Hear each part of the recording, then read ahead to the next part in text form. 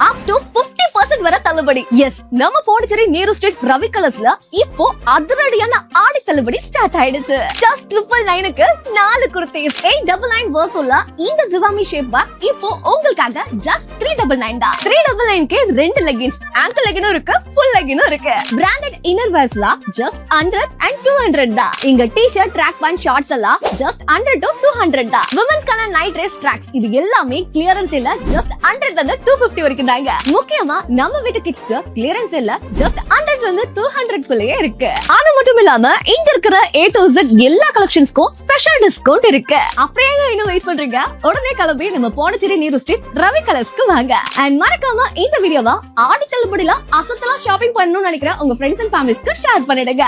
வணக்கம். முக்கிய செய்திகள். அமைச்சர் முன்னிலையில் சட்டமன்ற உறுப்பினர்கள் கடும் வாக்குவாதம். குடிநீர் தொடர்பான ஆலோசனை கூட்டத்தில் பரபரப்பு.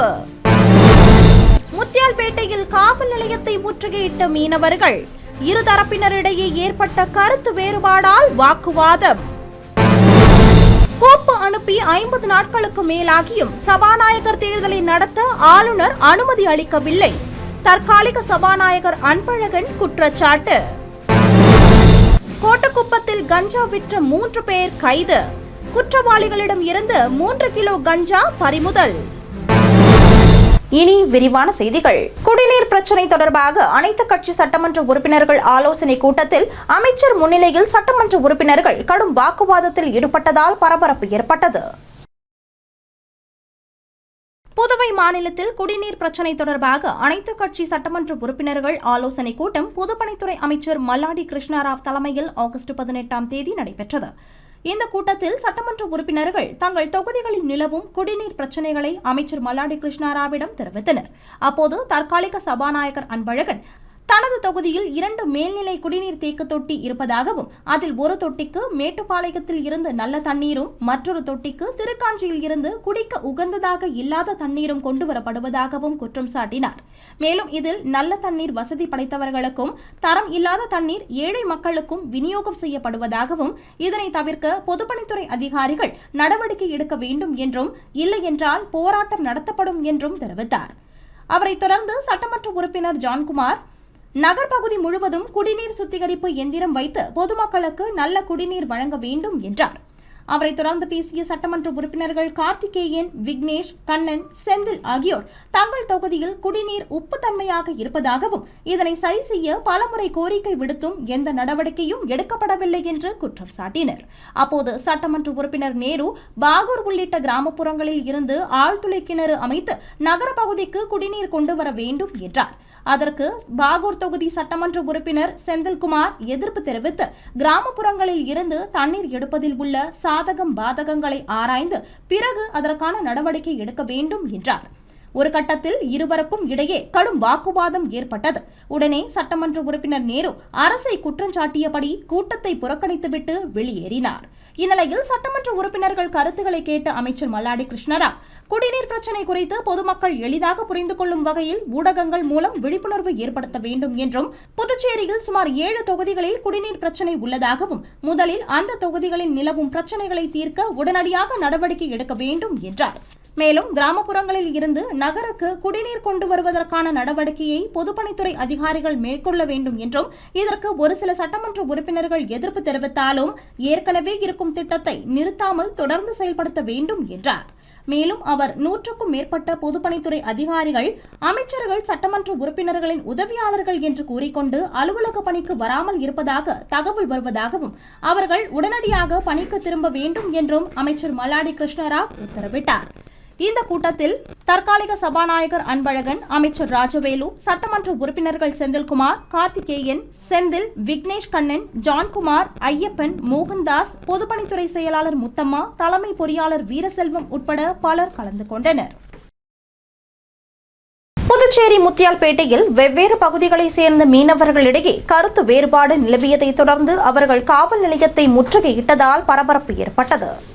புதுவை பெரிய மார்க்கெட், லாஸ்பேட்டை நவீன மீன் அங்காடிகளில் வம்பாக்கீரபாளையம், வைத்திக்குப்பம், குருசுக்குப்பம் ஆகிய பகுதியை சேர்ந்த மீனவ பெண்கள் 3 வருடத்திற்கு ஒருமுறை தேர்வு செய்து ஒப்பந்த அடிப்படையில் மீன் விற்பனை செய்து வருகின்றனர். இந்நிலையில் வைத்திக்குப்பத்தை சேர்ந்த ஒரு குழுவினர் ஒப்பந்தத்தை மீறி பெரிய மார்க்கெட், லாஸ்பேட்டை மீன் அங்காடி மையத்தில் மீன் விற்பனை செய்து வருவதாக கூறப்படுகிறது. இதற்கு வம்பாக்கீரபாளையம், குருசுக்குப்பம் மீனவ பஞ்சாயத்தார்கள் எதிர்ப்பு தெரிவித்தனர். இது தொடர்பான வழக்கு புதுவை நீதிமன்றத்தில் நிலுவையில் உள்ளது. இதனிடையே வைத்திக்குப்பத்தை சேர்ந்த குழுவினர் தங்களை ஊரை விட்டு ஒதுக்கி வைத்திருப்பதாக சமூக வலைதளத்தில் தகவல் பரப்பியதாகவும் கூறப்படுகிறது. இதுகுறித்து அறிந்த வைத்திக்குப்பம் மீனவ பஞ்சாயத்தார் மற்றும் சிங்காரவேலர் மீன் வியாபாரிகள் சங்க நிர்வாகிகள் மற்றும் மீனவர்கள் ஆகஸ்ட் 18ஆம் தேதி மாலை முத்தியால்பேட்டை காவல் நிலையம் முன்பு திரண்டு வந்து முற்றுகையில் ஈடுபட்டனர். பின்னர் அவர்கள் காவல்துறை ஆய்வாளரை சந்தித்து சட்டம் ஒழுங்கு பிரச்சினை தொடர்பாக சமூக வலைதளத்தில் அவதூறாக தகவலை பரப்புவர்கள் மீது நடவடிக்கை எடுக்க கோரி புகார் அளித்தனர். அதற்கு உரிய நடவடிக்கை எடுப்பதாக காவல்துறையினர் தெரிவித்ததன் பேரில் அவர்கள் அங்கிருந்து கலைந்து சென்றனர். அவங்க டெய்லி வியாபாரம் பண்றாங்க, யாரும் அவங்க மதிக்கல, யாரும் அவங்க ஊரை விட்டு ஒதுக்கி வைக்கல. இன்னைக்கும் அவங்கள்ட்ட மீன் வாங்கி தான் இருக்காங்க, வியாபாரம் பண்ணி தான் இருக்காங்க. இன்னும் ஒரு சில வியாபாரிகளோட அவங்க அதிகமா மீன் விற்று தான் இருக்காங்க. யாரும் அவங்கள்ட்ட வாங்க மாட்டாங்க. கோப்பு அனுப்பி 50 நாட்களுக்கு மேலாகியும் சபாநாயகர் தேர்தல் நடத்த ஆளுநர் அனுமதி அளிக்கவில்லை என்று தற்காலிக சபாநாயகர் அன்பழகன் குற்றம் சாட்டியுள்ளார். செய்தியாளர்களை சந்தித்து பேசிய தற்காலிக சபாநாயகர் அன்பழகன், தமிழ்தாய் வாழ்த்து பாடல் குறித்து மத்திய அரசின் வழிகாட்டுதல்கள் உள்ளதாகவும், ஆனால் நமது முதலமைச்சர் தமிழ் மீது உள்ள பற்றால் தமிழ்தாய் வாழ்த்தை முதலில் பாட வேண்டும் என குறிப்பிட்டுள்ளார். சுதந்திர தின விழாவில் கூட தமிழ்தாய் வாழ்த்துதான் முதலில் பாடப்பட்டது என்று குறிப்பிட்ட அவர், சட்டசபையிலும் தமிழ்தாய் வாழ்த்துக்கு முன்னுரிமை அளிக்கப்படும் என்றும் இதற்கான நடவடிக்கையை முதலமைச்சர் ரங்கசாமி மேற்கொள்வார் என்றும் தெரிவித்தார். மேலும் சபாநாயகர் தேர்தலை நடத்த வேண்டும் என கடந்த ஜூன் 24ஆம் தேதி அன்றே ஆளுநருக்கு கோப்பு அனுப்பப்பட்டுள்ளதாகவும், அதில் ஜூலை 2ஆம் தேதி தேர்தலை நடத்த அனுமதிக்க கோரியிருந்ததாகவும், அது தற்போது ஆளுநரின் பரிசீலனையில் உள்ளது என்றும் தெரிவித்த அவர், சபாநாயகர் தேர்தலை நடத்த தாங்கள் தயாராக உள்ளதாகவும், அதற்கு ஆளுநர் அனுமதி தர வேண்டும் என்றும், இருப்பினும் அவர் இன்னமும் அனுமதி அளிக்கவில்லை என்று குற்றம் சாட்டிய அவர், சபாநாயகரை தேர்வு செய்யும் வரை அந்த பதவிக்கான அதிகாரங்கள் தற்காலிக சபாநாயகருக்கு தான் உள்ளது என்றும் கூறினார். கோட்டக்குப்பத்தில் கஞ்சா விற்ற 3 வாலிபர்களை காவல்துறையினர் கைது செய்தனர். விழுப்புரம் மாவட்டம் கோட்டக்குப்பம் பெரிய தெரு கடற்கரை அருகே தனியாருக்கு சொந்தமான தென்னந்தோப்பு ஒன்று உள்ளது. அங்கு சில நாட்களாக இரவு நேரங்களில் சந்தேகத்திற்கிடமான வகையில் அடிக்கடி இளைஞர்கள் மோட்டார் சைக்கிளில் வந்து செல்வதாக கோட்டக்குப்பம் காவல்துறையினருக்கு ரகசிய தகவல் கிடைத்துள்ளது. அதன் பேரில் கோட்டக்குப்பம் காவல்துறையினர் அப்பகுதியில் தொடர்ந்து கண்காணித்து வந்தனர். இந்நிலையில் ஆகஸ்ட் 17ஆம் தேதி இரவு அப்பகுதியில் சந்தேகத்திற்கிடமான முறையில் நின்று கொண்டிருந்த 3 பேரை பிடித்து விசாரணை நடத்தியதில் அவர்கள் முன்னுக்கு பின் முரணாக பதிலளித்துள்ளனர். இதையடுத்து அவர்களின் உடைமைகளை சோதனை செய்தபோது அவர்கள் கஞ்சா வைத்திருந்தது தெரியவந்தது. இதனையடுத்து காவல்துறையினர் அவர்களை காவல் நிலையத்திற்கு அழைத்து சென்று விசாரணை மேற்கொண்டதில் அவர்கள் கோட்டக்குப்பம் காஜியார் தெருவை சேர்ந்த மர்ஜூத், இந்திரா நகர் ஜின்னா தெருவை சேர்ந்த யூசுப் அலி மற்றும் ரஹமத் நகர் பகுதியை சேர்ந்த முகமது ஜபருல்லா என்ற அனாஸ் என்பதும், கோட்டக்குப்பம் பகுதியை சேர்ந்த இளைஞர்களுக்கு அவர்கள் கஞ்சா விற்றதும் தெரியவந்தது. இதையடுத்து 3 பேரையும் கைது செய்த காவல்துறையினர் அவர்களிடம் இருந்து 3 கிலோ 100 கிராம் கஞ்சாவை பறிமுதல் செய்தனர். அதனைத் தொடர்ந்து 3 பேரும் வானூர் நீதிமன்றத்தில் ஆஜர்படுத்தி விழுப்புரம் மாவட்ட சிறையில் அடைக்கப்பட்டனர். உரிய ஆவணங்கள் இல்லாமல் வாகனங்களில் செயல்பட்ட 10 கடைகளுக்கு காவல்துறையினர் அபராதம் விதித்தனர். புதுச்சேரியில் சாலையோரத்தில் வாகனங்கள் மூலம் உணவுகள் விற்பனை செய்யும் கடைகளுக்கு உரிய ஆவணங்கள் இருக்கிறதா என்று ஆய்வு நடத்த வேண்டும் என்று மாவட்ட ஆட்சியர் குலோத்துங்கன் உத்தரவிட்டார். அதன்படி ஆகஸ்ட் 18ஆம் தேதி இரவு உருளையன்பேட்டை காவல்துறையினர் ஆய்வாளர் கார்த்திகேயன் தலைமையில் புதுவை கடலூர் சாலை, மறைமலை அடிகள் சாலையோரத்தில் வாகனங்களில் செயல்பட்ட கடைகளை ஆய்வு மேற்கொண்டனர். அப்போது 10க்கும் மேற்பட்ட வாகனங்களுக்கு லைசன்ஸ், இன்சூரன்ஸ் உள்ளிட்ட உரிய ஆவணங்கள் இல்லாதது தெரியவந்தது. மேலும் போக்குவரத்து துறையிடம் உரிய அனுமதி பெறாமல் வாகனங்கள் அலங்கரித்து வைத்திருப்பதும், காலாவதியான வாகனங்களை பயன்படுத்தியதும் தெரியவந்தது. இதையடுத்து 10க்கும் மேற்பட்ட வாகனங்களுக்கு 30,000 ரூபாய் அபராதம் விதிக்கப்பட்டது. மேலும் போக்குவரத்து விதிமுறைகளை மீறி வாகனங்கள் வைத்து வியாபாரம் செய்தால் கடும் நடவடிக்கை எடுக்கப்படும் என்றும் எச்சரிக்கை விடுக்கப்பட்டது. கோட்டக்குப்பம் அருகே பெண்ணை பலாத்காரம் செய்ய முயன்ற போதை ஆசாமியை பொதுமக்கள் மடக்கி பிடித்து காவல்துறையினரிடம் ஒப்படைத்தனர். விழுப்புரம் மாவட்டம் கோட்டுக்குப்பம் அடுத்த பொம்மையார்பாளையம் பகுதியில் ஆகஸ்ட் 17ஆம் தேதி இசை நிகழ்ச்சி ஒன்று நடந்துள்ளது. அந்த இசை நிகழ்ச்சி முடிந்து நள்ளிரவு 12 மணி அளவில் பொம்மையார்பாளையம் புதுநகர் பகுதியைச் சேர்ந்த 45 வயது மதிக்கத்தக்க பெண் ஒருவர் அருகே உள்ள தனது வீட்டிற்கு கிழக்கு கடற்கரை சாலையில் நடந்து சென்றுள்ளார். அப்போது அவரை பின்தொடர்ந்து வந்த மர்ம ஆசாமி ஒருவர் திடீரென அந்த பெண்ணின் வாயை பொத்தி கீழே தள்ளி பலாத்காரம் செய்ய முயற்சி செய்ததாக கூறப்படுகிறது. இதனால் அதிர்ச்சியடைந்த அந்த பெண் கூச்சலிடவே அந்த பகுதியை சேர்ந்த தம்பதியினர் ஓடி வந்துள்ளனர். இதையடுத்து அந்த நபர் அங்கிருந்து தப்பி ஓடியுள்ளார். இதனிடையே தகவல் அறிந்ததும் அப்பகுதியை சேர்ந்த பொதுமக்கள் மற்றும் இளைஞர்கள் அங்கு திரண்டு அந்த நபரை தேடும் பணியில் ஈடுபட்டனர். இருப்பினும் அவர் கிடைக்கவில்லை. தொடர்ந்து ஆகஸ்ட் 18ஆம் தேதி காலை சுமார் 10 மணி அளவில் கிழக்கு கடற்கரை சாலையில் போதை தெளிந்து நடந்து வந்த அந்த நபரை இளைஞர்கள் மடக்கி பிடித்து தர்மாடி கொடுத்தனர். தொடர்ந்து பாதிக்கப்பட்ட பெண்ணும் சம்பவ இடத்திற்கு வந்து அடையாளம் காண்பித்ததை அடுத்து அந்த நபரை கோட்டுக்குப்பம் காவல் நிலையத்தில் அவர்கள் ஒப்படைத்தனர். தொடர்ந்து நடைபெற்ற விசாரணையில் அவர் தஞ்சாவூர் பகுதியை சேர்ந்த பாலகுமாரன் என்பதும் கடந்த சில நாட்களாகவே அந்த பகுதியில் அவர் சுற்றித் திரிந்ததும் தெரியவந்தது. இதனைத் தொடர்ந்து அவரிடம் காவல்துறையினர் விசாரணை நடத்தி வருகின்றனர். மேலும் இந்த சம்பவம் காரணமாக அந்த பகுதியில் பரபரப்பு ஏற்பட்டது. புதுச்சேரி சென்டாக்கில் முதுநிலை பல் மருத்துவ படிப்புக்கான வரைவு தரவரிசை பட்டியல் வெளியிடப்பட்டுள்ளது. புதுச்சேரி அரசு மற்றும் தனியார் கல்லூரிகளில் அரசு ஒதுக்கீட்டு இடங்கள் சென்டாக் கலந்தாய்வு மூலம் நிரப்பப்பட்டு வருகிறது. அதன்படி முதுநிலை பல் மருத்துவ படிப்புக்கான அரசு நிர்வாகம் மற்றும் வெளிநாடு வாழ் இந்தியர் ஒதுக்கீட்டிற்கான வரைவு தரவரிசை பட்டியல் சென்டாக் இணையதளத்தில் வெளியிடப்பட்டுள்ளது. இந்த வரைவு தரவரிசை பட்டியலானது நீட் தேர்வில் நிர்ணயிக்கப்பட்ட தகுதி மதிப்பெண்கள் அடிப்படையில் தயாரிக்கப்பட்டுள்ளது. மேலும் புதுச்சேரி யூனியன் பிரதேசத்தை சேர்ந்த சிறப்பு பிரிவினருக்கான தனி பட்டியலும் வெளியிடப்பட்டுள்ளன. இதில் ஏதேனும் ஆட்சேபனைகள் அல்லது சான்றிதழ்களை பதிவேற்றம் செய்ய வேண்டியிருந்தால் ஆகஸ்ட் 20ஆம் தேதி மாலை 5 மணிக்குள் டேஷ்போர்ட் மூலம் சென்று சமர்ப்பிக்க வேண்டும் என்றும் முதுநிலை பல் மருத்துவ படிப்புக்கான இடங்களின் விவரம் சென்டாக் இணையதளத்தில் வெளியிடப்பட்டுள்ளதாகவும் சென்டாக் ஒருங்கிணைப்பாளர் முத்துமீனா தெரிவித்துள்ளார். இதேபோல் விண்ணப்பதாரர்கள் முதற்கட்ட இடஒதுக்கீட்டிற்கு தேவைப்பட்டால் தங்களது பாடப்பிரிவு விருப்பங்களை புதுப்பித்துக் கொள்ளலாம் எனவும் பாடப்பிரிவு விருப்பங்களை பூர்த்தி செய்யாத விண்ணப்பதாரர்களுக்கு இடங்கள் ஒதுக்கீடு செய்யப்பட மாட்டாது என்றும் அவர் தெரிவித்துள்ளார்.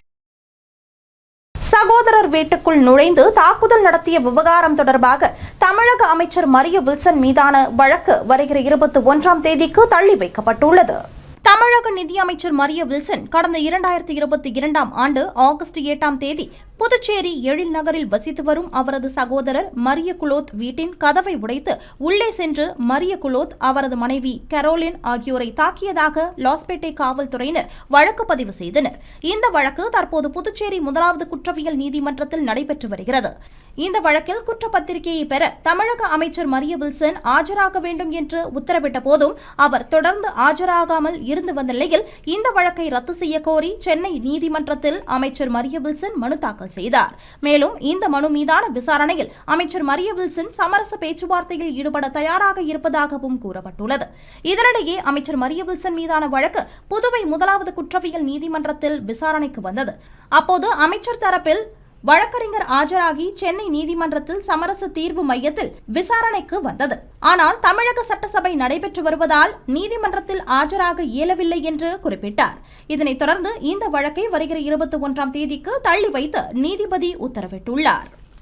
அரசு மகளிர் பொறியியல் கல்லூரியில் சேரும் புதுவை ஒதுக்கீடு மாணவிகளுக்கு கல்வி கட்டணம் விலக்கு அளிக்கப்படுவதாக கல்லூரி முதல்வர் தெரிவித்துள்ளார்.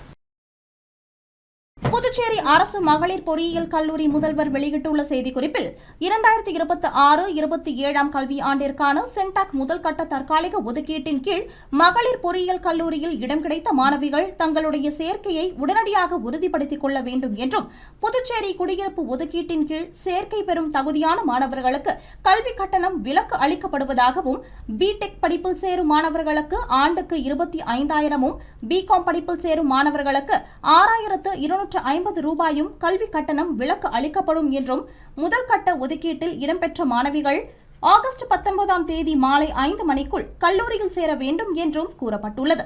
மேலும் அவ்வாறு சேராத மாணவிகளின் ஒதுக்கீடு சென்டாக் விதிமுறைகளின்படி ரத்து செய்யப்படும் எனவும் குறிப்பிடப்பட்டுள்ளது. அதனைத் தொடர்ந்து இந்த கல்லூரியில் தற்போது கணினி அறிவியல் மற்றும் பொறியியல், மின்னணு மற்றும் தகவல் தொடர்பு பொறியியல், மின் மற்றும் மின்னணு பொறியியல், தகவல் அறிவியல் மற்றும் பொறியியல், பிகாம் படிப்புகள் உள்ளன. சேர்க்கை நடைமுறைகள், கட்டண சலுகைகள் மற்றும் கல்லூரி வசதிகள் குறித்து கூடுதல் விவரங்களுக்கு மாணவிகள் மற்றும் பெற்றோர் கல்லூரி அலுவலகத்தை தொடர்பு கொள்ளலாம் என்றும் அந்த செய்திக்குறிப்பில் கூறப்பட்டுள்ளது. இனி வருவது புதுவையில் இன்றைய தங்கம் மற்றும் வெள்ளி விலை நிலவரம். இன்றைய தங்கம் வெள்ளி விலை விவரம். புதுவையில் இன்றைய தங்கம் வெள்ளி விலை விவரம் வழங்குபவர்கள் முத்து கோல்ட் ஹவுஸ், பாண்டிச்சேரி. தங்கம் 1 கிராம் 14,205 ரூபாய்.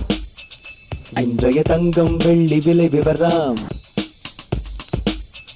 வெள்ளி 10 கிராம் 2,440 ரூபாய்.